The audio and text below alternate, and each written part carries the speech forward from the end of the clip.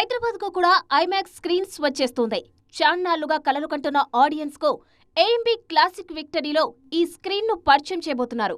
Asian group, Mahesh బాబుల భాగస్వామ్యంతో ఏర్పాటైన AMB brand theatrical experience విషయంలో సరికొత్త ప్రమాణాలను సృష్టిస్తోంది. రాజమౌళికి ఈ ఐమాక్స్ స్క్రీన్ అనేది ఎప్పటినుంచో ఉన్న కల.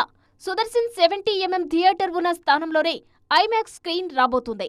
మన దగ్గర ఐమాక్స్ స్క్రీన్స్ లేకపోయినా రాజమౌళితో పాటు మరికొందరు దర్శకులు ఈ ఫార్మాట్ లో సినిమాలు తీస్తున్నారు. వారణాసి అయినా, రేపు దివాళికి రాబోయే రామాయణ అయినా ఈ వర్షన్లోనే రెడీ అవుతున్నాయి. పెద్ది సైతం ఐమాక్స్ లో విడుదల కానుంది. 2026 చివర్లో గానీ ఐమాక్స్ వర్షన్ ఓపెన్ అయితే వారణాసి సినిమాను అందులోనే ఎక్స్పీరియన్స్ చేయొచ్చు ఆడియన్స్. అయితే ఐమాక్స్ మెయింటెనెన్స్ కాస్త ఖర్చుతో కూడుకున్న పని కాబట్టి టికెట్ రేట్లు కూడా ఎక్కువగా ఉండే అవకాశం లేకపోలేదు. మొత్తానికి ఐమాక్స్ స్క్రీన్ రాకతో వారణాసి మాత్రమే కాదు, ఇంకా చాలా సినిమాలు ఈ ఫార్మాట్లో ఎంజాయ్ చేసే అవకాశం తెలుగు ప్రేక్షకులకు దక్కనుంది.